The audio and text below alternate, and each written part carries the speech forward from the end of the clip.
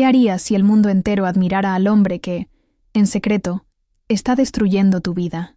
Hoy te traigo una historia sobre una jaula que no está hecha de barrotes, sino de palabras, para acompañarnos en este viaje y descubrir cómo una voz silenciada puede volverse un trueno. Asegúrate de suscribirte, dejar tu like en el video y activar todas las notificaciones. Empezamos. La noche en que su vida de mentiras fue expuesta al mundo, Javier se arreglaba con la calma de un hombre que se creía indestructible. El smoking de corte italiano le sentaba perfectamente en los hombros, un reflejo exacto de la imagen que proyectaba. Poder, elegancia y un control inquebrantable. La invitación para el estreno de la película más comentada del año reposaba en su mesa de mármol, pero para él era solo un compromiso social más. Iría, sería visto, y reforzaría su posición en la cima de la cadena alimenticia de la élite. Javier no tenía la menor sospecha de que no era solo un invitado esa noche. Él era el tema principal, el villano de una historia que pensó haber enterrado junto con la mujer a la que un día llamó suya. Su apartamento, un ático frío e impecable, era su santuario. Un silencio casi quirúrgico reinaba allí, un silencio que él orgullosamente llamaba paz.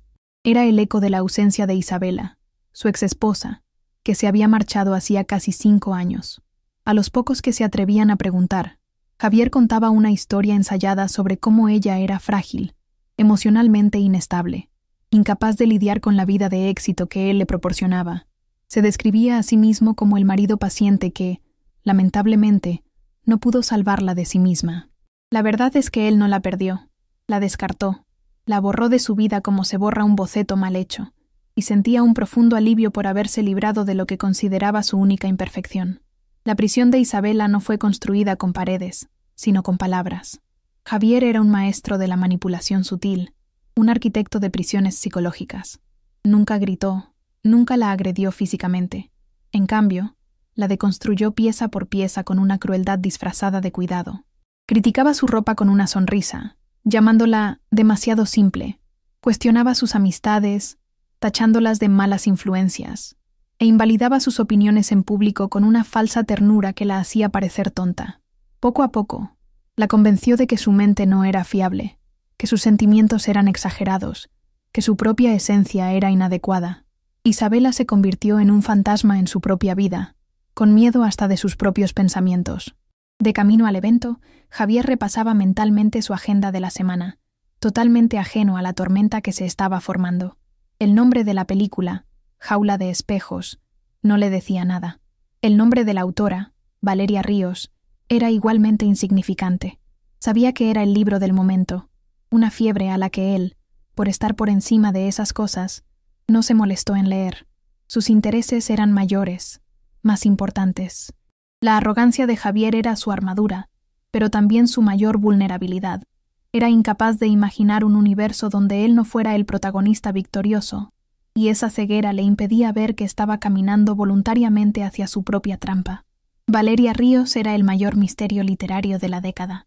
Su libro de debut, Jaula de espejos, había vendido millones de copias en todo el mundo, tocando una herida profunda en mujeres que se veían reflejadas en la historia de abuso psicológico, narrada con una precisión aterradora.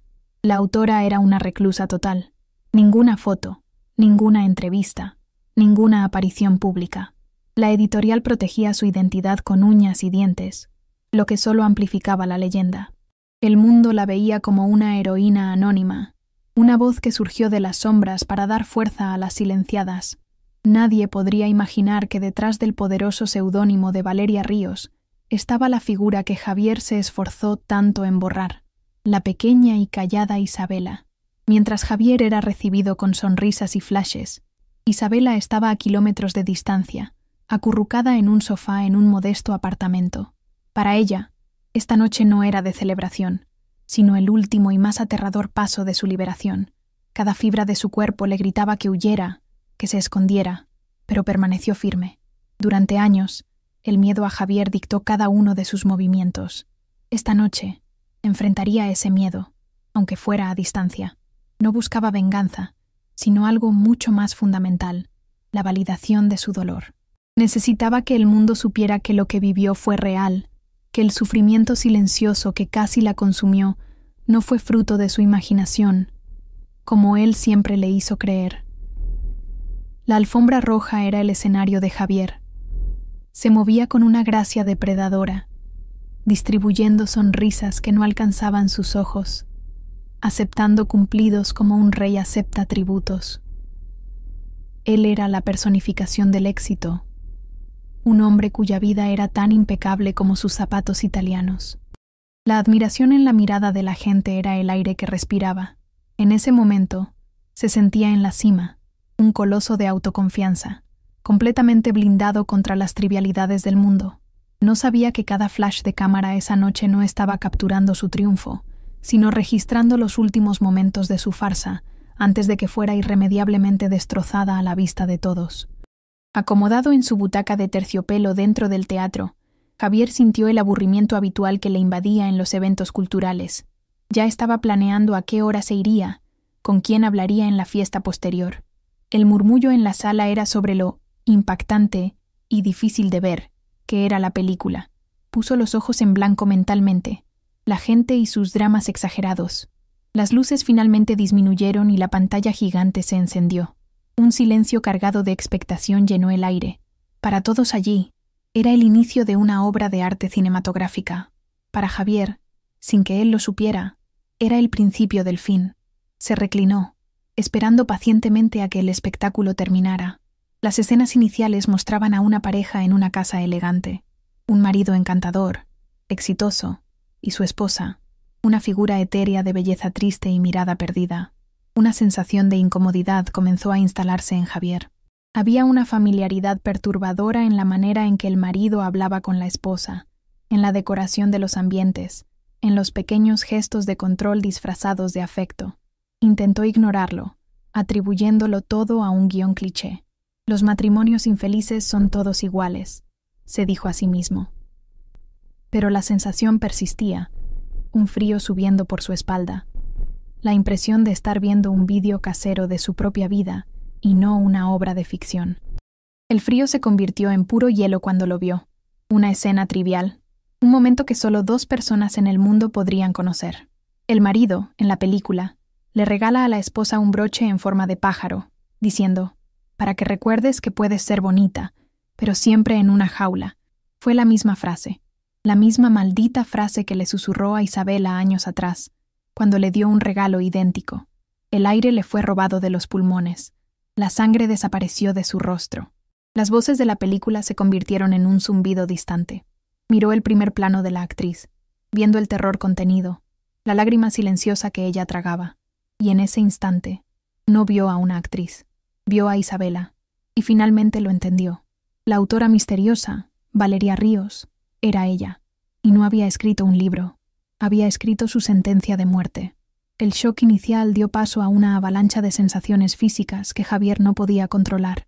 El aire en sus pulmones parecía haberse solidificado, y cada respiración era un esfuerzo doloroso. Un sudor frío brotó en su frente y en la nuca, mientras su corazón martilleaba contra las costillas con una violencia que lo mareaba. Los sonidos de la película, la banda sonora dramática, las voces de los actores, todo se convirtió en un zumbido distante y distorsionado. Su universo, antes vasto y bajo su mando, se había encogido al espacio sofocante de aquella butaca de terciopelo. Estaba atrapado, no solo en el cine, sino dentro de la pesadilla de su propia memoria, ahora proyectada en Technicolor para un público que aplaudiría su villanía. En un acto desesperado de autopreservación, su mente narcisista intentó luchar contra la realidad. «Es una invención», pensó, las palabras formándose con lentitud en su cerebro paralizado. Una fantasía enfermiza. Siempre fue dramática, siempre lo exageró todo. Se aferró a esa idea como un hombre que se ahoga se aferra a un trozo de madera.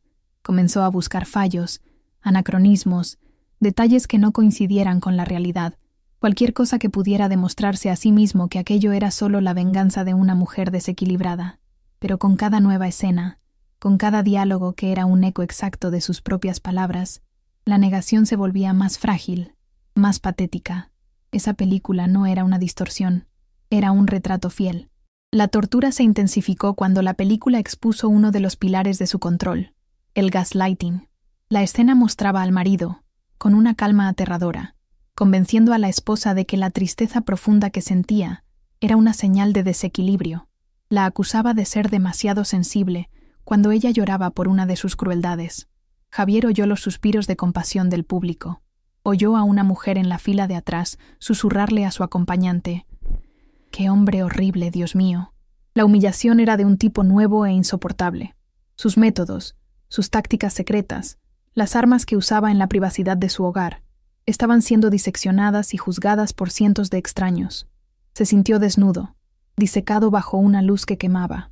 Un impulso primitivo de huir se apoderó de él.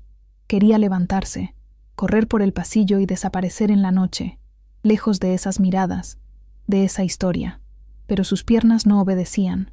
Estaba paralizado, clavado a la butaca por el peso del shock y, más aún, por la convención social. ¿Qué pensaría la gente si Javier, el gran Javier, saliera corriendo en medio de una sesión de gala?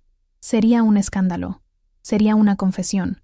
Quedarse era un infierno, pero irse sería admitir que el monstruo en la pantalla era él.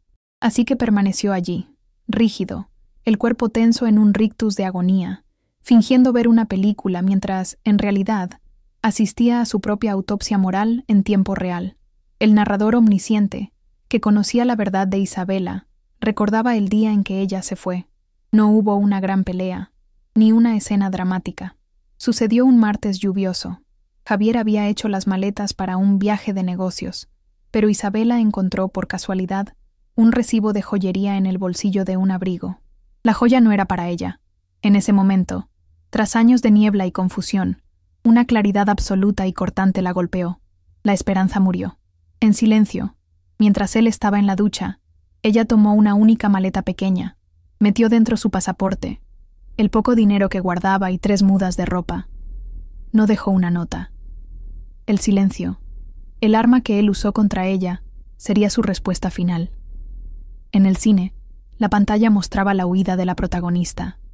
Era una escena de una tensión casi insoportable, filmada en silencio, con el foco en sus manos temblorosas y su rostro aterrorizado. El personaje caminaba de puntillas por la casa dormida, con el miedo a ser descubierta a cada paso. Javier veía aquello y, por primera vez, no vio la escena desde la perspectiva de su propia irritación al descubrir que ella había desaparecido. La vio a través de los ojos de ella. Sintió el terror que ella debió de sentir, el pavor a su reacción, el recuerdo de su propia furia ese día, de cómo rompió un jarrón al ver la cama vacía. Ahora lo cubría de vergüenza. No había lamentado su pérdida. Se había enfurecido por perder el control sobre ella. Mientras la fuga se desarrollaba en la pantalla, Isabela, en su refugio, miraba el reloj en la pared. No necesitaba ver la película para saber lo que estaba pasando. Cada compás de la banda sonora, cada segundo de tensión, estaba vivo en su memoria. Sentía el eco de aquel miedo en su propio cuerpo, el corazón acelerado, las manos sudando, pero ahora, por debajo del miedo, había algo nuevo, la sensación de poder, el poder de haber transformado su mayor debilidad, su dolor más profundo, en una obra de arte que lo acorralaría para siempre. No estaba celebrando, estaba soportando, aguantando firme la onda de choque final de su liberación, sabiendo que, al otro lado, habría paz. El clímax de la película no fue una confrontación, sino un acto de creación. La escena final mostraba a la protagonista, meses después de la fuga, sentada frente a un ordenador portátil en una habitación sencilla. Sus dedos flotaron sobre el teclado por un momento, y entonces comenzó a escribir. La cámara se acercaba lentamente a la pantalla, donde las primeras palabras del libro surgían, formando el título, Jaula de espejos. En ese momento, un murmullo recorrió el cine. La gente conectó los puntos. La historia que habían visto era el libro que habían leído. La víctima se había convertido en la narradora. Para Javier, esa escena fue el golpe final, la confirmación de que Isabela no era solo la inspiración de la historia, era la arquitecta de su destrucción. La película terminó. Se encendieron las luces sobre los créditos finales, y el nombre, Valeria Ríos, llenó la pantalla. Inmediatamente, el teatro estalló en una oleada de aplausos. La gente se puso en pie, una ovación, muchos con los ojos llorosos. conmovidos por el viaje de superación que acababan de presenciar. Javier permaneció sentado, inmóvil, una estatua de hielo en medio de un mar de emoción. Cada palma, cada grito de «bravo» era un martillo golpeando su conciencia. Estaban aplaudiendo la historia de su monstruosidad. Estaba completamente solo, rodeado de una multitud que celebraba el coraje de la mujer que él intentó aniquilar. Cuando las luces de la sala se encendieron por completo, la magia del cine se desvaneció, dando paso a la dura realidad. La gente comenzó a girarse, a conversar animadamente sobre la fuerza de la película, sobre la genialidad de la autora. Javier sentía las miradas en su dirección, aunque fueran casuales, como si fueran antorchas quemando su piel. Necesitaba salir de allí, antes de que alguien notara su rostro pálido, su sudor, el horror estampado en sus ojos. Con un esfuerzo monumental, empujó su cuerpo hacia arriba. Sus piernas temblaban. El hombre que entró en ese teatro 2 horas antes, un rey en su dominio, ya no existía. En su lugar, había un fugitivo, y su único deseo era escapar de la escena de su propio crimen. Su cuerpo se movía con la rigidez de un autómata. Levantarse de la butaca fue el primer desafío. Las piernas flojas, la cabeza palpitando. Se forzó a caminar por el pasillo, con los ojos fijos en el letrero de «salida», que brillaba en rojo como un faro de salvación. No se atrevía a mirar a los lados, pero sentía los rostros de la gente, las expresiones de conmoción, de tristeza, de rabia por el personaje que era él. Cada sonrisa que veía, cada comentario que oía sobre el marido monstruo, era un cuchillo que se clavaba en su orgullo. Aquel corto trayecto, que normalmente haría con la arrogancia de un propietario, se transformó en un paseo de la vergüenza, un pasillo de juicios anónimos. El vestíbulo del cine era un campo minado. Si el silencio durante la película fue una tortura, el ruido ahora era 1000 veces peor.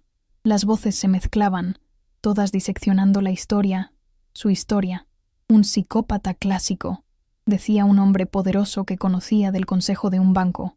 La fuerza de ella, al final, emocionante, comentaba una socialite famosa. Javier se sentía un fugitivo en su propia fiesta. Su instinto era encogerse, volverse invisible, pero su fama y altura lo convertían en un blanco fácil. Alguien intentó saludarlo, pero él pasó de largo, con un gesto vago, los ojos vidriosos, enfocado solo en la puerta de cristal que lo llevaría al aire de la noche. Fue entonces cuando un brazo le tocó el hombro, deteniéndolo. Era un conocido, un inversor con quien ya había cerrado negocios. Javier, qué película, ¿no? Dura. Ese tipo, un verdadero monstruo. Difícil incluso creer que hombres como él realmente existen, tratando a una mujer de esa forma. El hombre sonreía, ajeno, haciendo un comentario casual. Javier sintió la sangre hervir y helarse al mismo tiempo. Forzó una sonrisa que parecía más una mueca de dolor. Murmuró algo ininteligible como «realmente fuerte» y se zafó, dejando al hombre con una expresión confusa. Aquella pequeña interacción fue un atisbo del infierno que le esperaba. El mundo ahora lo vería a través de la lente de esa película. Finalmente, llegó a la calle. La ráfaga de aire frío de la noche fue un alivio momentáneo, pero la libertad duró poco. Los fotógrafos y reporteros todavía estaban allí, ahora ávidos de una cita, una impresión de los famosos sobre la película. Javier, ¿qué te pareció la obra? Una historia poderosa, ¿no? Los ignoró, abriéndose paso con una brutalidad que no era propia de él, el cuerpo tenso. Se arrojó al asiento trasero de su coche, que lo esperaba, y cerró la puerta con fuerza. El sonido aisló el mundo exterior. «Sácame de aquí», le gruñó al conductor, la voz baja y peligrosa. Ahora, el coche arrancó, transformándose en una cápsula de silencio y pánico en movimiento. Lejos de las miradas, en la seguridad oscura del vehículo, la máscara de Javier comenzó a derretirse. La adrenalina del shock dio paso a un temblor incontrolable. Se aflojó el nudo de la corbata, sintiéndose sofocado. Las manos, que antes firmaban contratos millonarios, ahora temblaban como las de un anciano. Una furia volcánica burbujeaba en su pecho, mezclada con una humillación tan profunda que le provocaba náuseas. ¿Cómo se atrevió?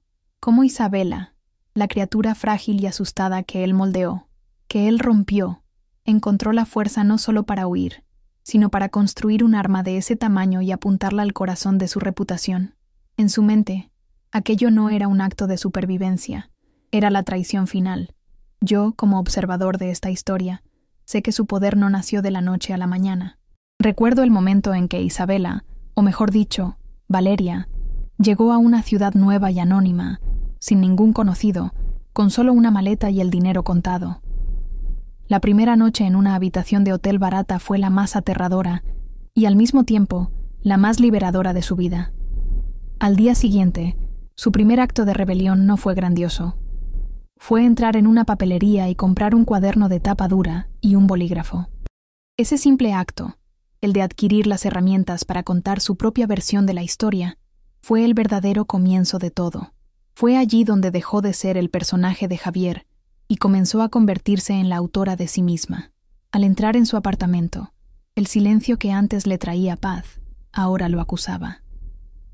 Cada objeto de arte, cada mueble de diseño, cada centímetro de aquel espacio impecable parecía gritar el nombre de Isabela. Caminaba de un lado a otro como un animal enjaulado, el ático gigantesco pareciendo encogerse a su alrededor. Veía su fantasma en todas partes, en el sillón donde ella solía leer, en la cocina que ella raramente usaba porque él criticaba sus dotes culinarias, en el balcón donde ella miraba la ciudad con una mirada que ahora entendía que era de desesperación. La casa ya no era un símbolo de su éxito, era la escena del crimen. Su furia necesitaba un objetivo. Fue a su biblioteca personal, una estancia que era el culmen de su ostentación intelectual, y allí estaba, en una pila de libros enviados por la editorial, el bestseller Jaula de espejos. Nunca lo había tocado. Ahora tomó el volumen, con las manos temblando de rabia. Miró la portada, el nombre de la autora, Valeria Ríos, un nombre que lo quemaba por dentro. Su primer impulso fue rasgar el libro, destruirlo, reducir a cenizas esas palabras que lo condenaban, pero se detuvo. La inutilidad del gesto lo golpeó con la fuerza de un puñetazo. La historia ya no estaba allí, en ese objeto. Estaba en el mundo, en la mente de millones. La rabia dio paso a su instinto más básico, el de controlar la narrativa. Cogió el móvil, la mente girando a 1000 por hora. Abogados, asesores de prensa. Era preciso actuar rápido, crear una contrahistoria, demandarla por difamación, pintarla como una exesposa amargada y mentirosa, en busca de dinero y venganza. Sí, eso era. Usaría todo su poder, toda su influencia, para desacreditarla, para destruir la credibilidad de Valeria Ríos antes de que ella lo destruyera por completo. Él siempre había estado en control. No iba a perder ahora contra la mujer a la que él mismo enseñó que no tenía voz. La haría arrepentirse de haber aprendido a gritar. Lejos de allí, Isabela estaba sentada junto a la ventana de su casa. El móvil, apagado. Internet, desconectado. Observaba la noche, tranquila. No necesitaba ver las noticias para saber que el terremoto había comenzado. Sentía la réplica en su propio cuerpo, una vibración de algo colosal rompiéndose. Sabía que la furia de Javier sería su próxima prueba. Sabía que él vendría con todo, con sus abogados, su dinero, su máquina de destruir reputaciones. El antiguo miedo, aquel que la paralizaba, todavía estaba allí, pero era pequeño, una brasa en medio de una hoguera de determinación. Había pasado años huyendo. Ahora estaba lista. La guerra de él apenas comenzaba. La de ella, finalmente, había terminado. La mañana siguiente al estreno no trajo alivio, solo la confirmación del desastre. El nombre de la película, Jaula de espejos, estaba en todas partes, no solo en las columnas sociales, sino en los titulares de las secciones de cultura, en análisis críticos que elogiaban el coraje visceral y la honestidad brutal de la obra. El teléfono de Javier no paraba de sonar, una cacofonía de mensajes y llamadas perdidas de personas curiosas, preocupadas o, peor, fingiendo preocupación. La historia de su abuso, antes un secreto guardado bajo 7 llaves, se había convertido en un fenómeno cultural. La identidad misteriosa de Valeria Ríos era el tema del momento, y Javier sentía como si el mundo entero estuviera en una cacería para descubrir al monstruo que la inspiró. Ignorando las decenas de mensajes, Javier convocó una reunión de emergencia en su oficina. La sala, normalmente un símbolo de su poder, se transformó en una sala de guerra. A un lado de la mesa, sus abogados, con expresiones serias. Al otro, su asesora de crisis, una mujer conocida por limpiar los desastres de los ricos y famosos. Javier estaba frío, metódico. la furia de la noche anterior contenida bajo una capa de hielo. Dictó sus órdenes con la precisión de un cirujano. Iban a desacreditar a Isabela, pintarla como una mujer vengativa, mentalmente inestable, que creó una ficción elaborada para extorsionarlo. Era preciso encontrar trapos sucios, hurgar en su pasado, construir una narrativa que la destruyera. Su principal abogado, un hombre pragmático que ya lo había librado de muchos problemas, carraspeó, trayendo una dosis de realidad a aquella sala de furia. «Javier, tenemos que tener cuidado», dijo, con voz cautelosa. «El libro y la película son obras de ficción. Los nombres son diferentes. Para demandarla por difamación, tendremos que argumentar que la historia es, de hecho, sobre ti. Al hacerlo, estarás admitiendo públicamente, bajo juramento, que tú eres el hombre retratado en la pantalla. La estrategia puede ser un tiro por la culata». La lógica era impecable. Para atacar la historia, necesitaría primero vestirla, reclamarla como suya y, en el proceso, validar todo lo que ella decía. Javier miró al abogado con un desprecio que apenas podía disimular. La lógica no le importaba, la estrategia no le importaba. Su herida narcisista era tan profunda que le impedía pensar racionalmente. «No me importa la estrategia», siseó, la voz peligrosamente baja. «Quiero que pague. Quiero que el mundo sepa que es una mentirosa. Usad el dinero que sea necesario. Encontrad algo. Destruidla». La orden fue dada. Ya no se trataba de vencer en el campo de la lógica o de la ley. Se trataba de aniquilación. Estaba dispuesto a quemar su propio imperio para garantizar que ella ardiera junto con él, ciego al hecho de que ella ya había renacido de las cenizas. Mientras Javier planeaba su guerra de destrucción, Isabela hacía su primer movimiento, una jugada maestra en su simplicidad y elegancia. No apareció, no dio entrevistas. En su lugar, su editorial publicó una carta abierta firmada por Valeria Ríos. En la carta, no confirmaba ni negaba ninguna especulación sobre el origen de la historia. En cambio, agradecía al público por el apoyo abrumador, y principalmente a las miles de mujeres que, tras leer el libro, encontraron el coraje para compartir sus propias historias de jaulas de espejos. Hábilmente cambió el foco. La cuestión ya no era ¿sobre quién es esta historia? La cuestión pasó a ser ¿sobre cuántas de nosotras es esta historia? La reacción del público a la carta fue inmediata y poderosa. La declaración de Valeria Ríos se viralizó, compartida por celebridades, activistas y mujeres anónimas. La historia de Jaula de Espejos dejó de ser un posible escándalo privado para convertirse en un símbolo de la lucha contra el abuso psicológico. Valeria Ríos fue elevada de autora a portavoz de una generación. Con esa única carta, Isabela construyó un escudo impenetrable a su alrededor. Cualquier ataque de Javier ahora no sería visto como la pelea de una expareja, sino como el intento de un hombre rico y poderoso de silenciar una voz que representaba a millones. Estaba acorralado por la genialidad de ella. Los efectos no tardaron en aparecer en el mundo de Javier. El aire a su alrededor parecía haber cambiado. En reuniones de negocios, sentía las miradas, las pausas en la conversación cuando él se acercaba. Un socio en un gran proyecto llamó para posponer una decisión importante, sin dar un motivo claro.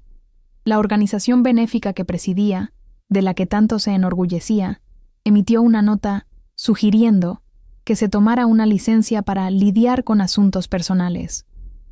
La película había creado una mancha tóxica en su nombre, una mácula que todo su dinero parecía incapaz de limpiar. Su poder provenía de su reputación, y su reputación se estaba desangrando hasta morir. En medio del caos, un antiguo recuerdo asaltó la mente de Javier. Una cena, años atrás. Isabela, con un coraje que no veía en ella desde hacía mucho tiempo, intentó confiarle a una amiga de la pareja que se sentía controlada, que Javier la hacía dudar de sí misma. Javier recordaba la respuesta de la amiga, que se rió y dijo: «Ay, Isabela, qué tonta. Javier te adora, solo quiere tu bien. Tienes suerte de tener un hombre que te cuida tanto». En ese momento, se sintió victorioso, validado. Ahora, el recuerdo lo atormentaba. Se dio cuenta de que no solo él la silenció, fue un mundo entero, cómplice, que se negó a escuchar.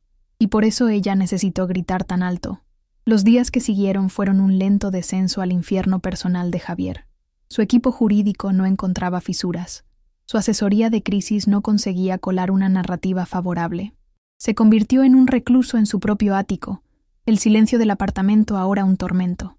Pasaba las noches en vela, bebiendo whiskies caros y leyendo fragmentos de Jaula de espejos, buscándose a sí mismo en esas páginas, torturándose con la precisión con la que ella describió su alma. El control, la droga a la que era adicto, se le escurría entre los dedos. Él, el maestro de marionetas, había descubierto que era solo un títere en una obra mucho mayor. En contraste directo con el infierno de Javier, Isabela experimentaba sus primeros momentos de paz genuina. En una mañana de sol, caminaba descalza por una playa desierta, a cientos de kilómetros de su antigua vida. El calor de la arena bajo sus pies, la brisa salada en su rostro, el sonido de las olas rompiendo en la orilla. Eran sensaciones simples, primordiales. Por primera vez en más de una década, respiraba sin sentir un peso en el pecho. Sabía que la batalla legal y mediática de Javier apenas comenzaba, pero la guerra interna, la más importante de todas, había terminado. El mundo ahora conocía la verdad, y esa verdad, finalmente, la había liberado. Las semanas pasaron, y la tormenta mediática en torno a Jaula de espejos no se disipó como Javier esperaba. En cambio, se transformó en una lluvia fina y persistente que corroía los cimientos de su vida. La película ganaba premios, el libro continuaba en la lista de los más vendidos, y el nombre de Valeria Ríos era sinónimo de coraje. Frustrado por la ineficacia de su equipo, que se movía con una cautela legal que él despreciaba, Javier sintió que la obsesión cambiaba de foco. Ya no bastaba con destruir la reputación de ella. Necesitaba enfrentarla. Necesitaba mirarla a los ojos y hacerle ver lo que había hecho. La necesidad de recuperar el control, de ser el agente del acto final, se convirtió en su única razón de existir. Despidió al primer equipo de investigadores y contrató a los mejores del país, especialistas en encontrar a personas que no querían ser encontradas. La orden era clara y sin límites de presupuesto. Encontrad a Isabela. No a la persona pública de Valeria Ríos, sino a la mujer, a su exesposa. Les dio fotos antiguas, los nombres de los pocos parientes con los que ya no hablaba, detalles de hábitos y gustos que solo él conocía. En su mente, era imposible que ella, la mujer a la que consideraba tan dependiente, hubiera logrado desaparecer por completo. La caza ya no era una cuestión de reconquista, sino de soberanía. Era la prueba final de que nadie, y mucho menos ella, podría escapar de su alcance. Mientras tanto, Isabela, viviendo bajo el manto de Valeria, cometía su único y pequeño error. Después de meses viviendo solo con el dinero que se llevó, necesitó acceder a una antigua cuenta de ahorros que mantenía desde su juventud, una cuenta que Javier desconocía. La transferencia a su nueva cuenta, a su nuevo nombre, fue una transacción pequeña, casi insignificante, pero en el mundo digital dejó un rastro. Fue la migaja de pan que los perros de caza de Javier necesitaban. Tras semanas de búsquedas infructuosas, los investigadores encontraron la conexión. No sabían la dirección, pero tenían la ciudad, un pequeño y apacible municipio costero, la antítesis de todo lo que su vida representaba antes. La noticia llegó a Javier como una descarga eléctrica. Una excitación fría y depredadora se apoderó de él, la misma que sentía al acorralar a un rival en los negocios. No informó a sus abogados. Esta era una misión personal. En cuestión de horas, estaba en su jet privado, volando hacia la ciudad más cercana a su paradero. De allí, alquiló un coche y condujo durante horas, viendo el paisaje urbano ser reemplazado por campos y, finalmente, por el azul del mar. El viaje era una peregrinación de su obsesión. Estaba cruzando el país, no para un reencuentro, sino para un ajuste de cuentas, para recordarle a su creación quién era el verdadero creador. La vida de Isabela era la definición de la simplicidad. Vivía en una casa pequeña, con un jardín que ella misma cuidaba, con un cariño que la sorprendía a sí misma. Había hecho amistad con algunas personas de un club de lectura local, señoras simpáticas que la conocían como Valeria, una escritora tranquila que buscaba inspiración en el mar. Su rutina estaba hecha de pequeñas alegrías, caminatas en la playa al amanecer, el olor a tierra mojada de su jardín, el placer de escribir no por obligación, sino por pasión. Se sentía segura, protegida por el anonimato y la distancia. La paz que había construido era real, pero frágil como una concha en la arena. Javier la encontró en una feria de productores locales, un sábado por la mañana. El sol brillaba, el aire estaba lleno de voces y del olor a frutas frescas. La vio de lejos, y por un momento, su corazón se detuvo. Estaba diferente. Llevaba un vestido sencillo, el pelo recogido de cualquier manera, el rostro sin maquillaje, y sonreía. Una sonrisa genuina y ligera mientras conversaba con un vendedor de verduras. La visión de su felicidad, una felicidad que no tenía nada que ver con él, que existía a pesar de él, lo llenó de una rabia pura y corrosiva.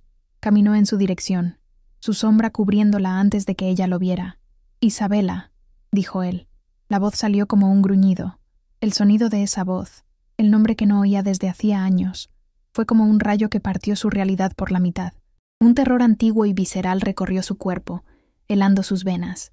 Por un segundo, fue transportada de vuelta a la jaula, al miedo constante. La sonrisa murió en sus labios. Se giró lentamente, y al ver su rostro allí, en su refugio, en su pequeño mundo seguro, sintió que el suelo desaparecía. La paz que había tardado meses en construir parecía a punto de desmoronarse. Él la había encontrado. Esa era su peor pesadilla haciéndose realidad. Pero entonces, mientras el pánico amenazaba con sofocarla, algo extraordinario sucedió. Lo miró a los ojos, y por primera vez en su vida, no vio al hombre todopoderoso, al dios intimidador que dictaba su existencia. Vio solo a un hombre patético y desesperado. El traje caro parecía fuera de lugar y ridículo en ese ambiente sencillo. Su rostro estaba más delgado, marcado por ojeras y por una furia mal contenida. La fuerza que proyectaba antes no estaba allí. En su lugar, solo había debilidad y desesperación. En ese instante, la dinámica de poder que duró una década se invirtió. Su miedo se disipó, dando paso a una calma fría y a una claridad absoluta. Él ya no era su monstruo. Él comenzó a hablar, las palabras brotando en un torrente de acusaciones y súplicas manipuladoras, que ella había destruido su vida, que no podía dormir, que no tenía derecho a exponerlo de esa manera. Era el mismo guión de siempre, el mismo teatro de la culpa que él dominaba tan bien, pero, para la Isabela que estaba allí, sus palabras habían perdido el veneno. Eran solo ruido, el zumbido de un insecto irritante. Ella no argumentó, no se defendió, no lloró, solo lo observó, el rostro sereno, una muralla de silencio. Su silencio, antes una señal de sumisión, era ahora su arma más poderosa. Él hablaba, pero sus palabras chocaban contra ella y caían al suelo, inertes.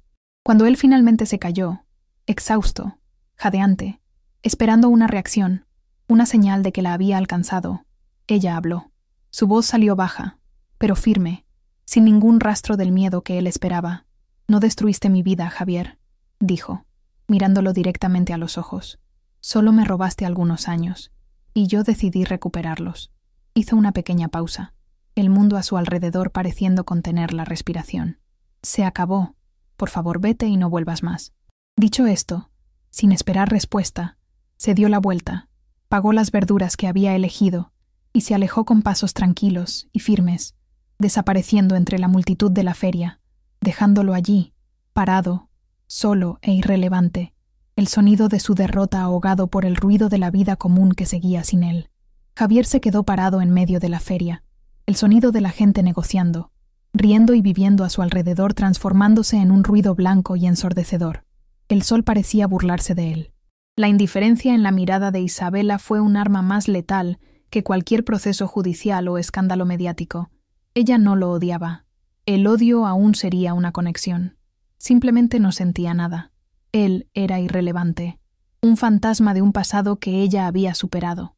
Se dio la vuelta y caminó de regreso al coche de alquiler, con los hombros encorvados, cada paso una admisión de su aplastante derrota. Él, el hombre que movía el mundo, había sido aniquilado en una feria de pueblo por la mujer que creía ser su creación más frágil.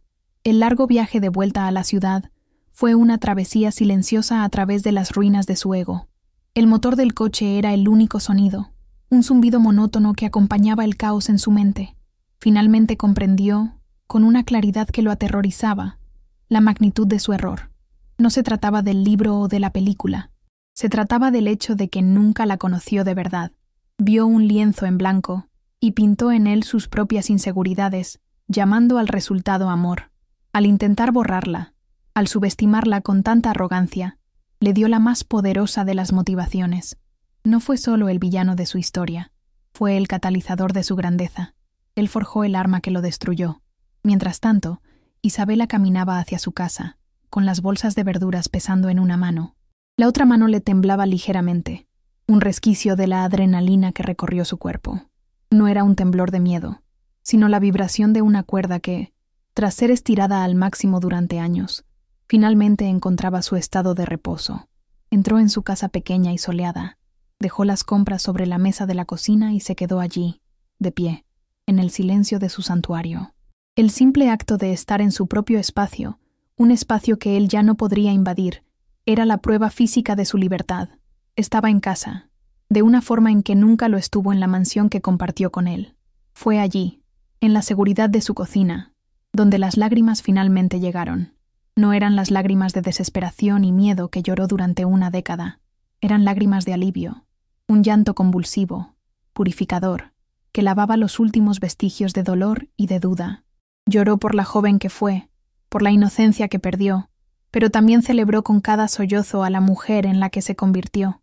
Era el punto final emocional de un duelo que cargó durante demasiado tiempo. En ese llanto, Isabela no solo se despedía de Javier, se despedía de la víctima que un día fue forzada a ser, abriendo espacio para la mujer que finalmente era. Meses después, las noticias sobre Javier llegaban a cuentagotas, como ecos de un mundo distante. Se había convertido en un recluso. Vendió su participación mayoritaria en la empresa que fundó, renunció a todos sus cargos en consejos y desapareció de la vida pública. Decían que vivía en su ático, raramente visto, una sombra del hombre que un día fue. El imperio de hormigón y acero que construyó seguía en pie, pero el emperador había abdicado. Se encerró en una jaula mucho más eficaz que la que construyó para Isabela, una jaula hecha de vergüenza, orgullo herido y la soledad aplastante de quien se da cuenta demasiado tarde de que su mayor activo era la persona a la que más despreció. Jaula de espejos, trascendió el éxito de taquilla. Se convirtió en un hito cultural. La historia de Valeria Ríos pasó a ser estudiada en cursos de psicología y sociología como un ejemplo perfecto del ciclo de abuso narcisista. La película se exhibió en conferencias sobre derechos de las mujeres e inspiró la creación de fundaciones de apoyo a víctimas de violencia psicológica.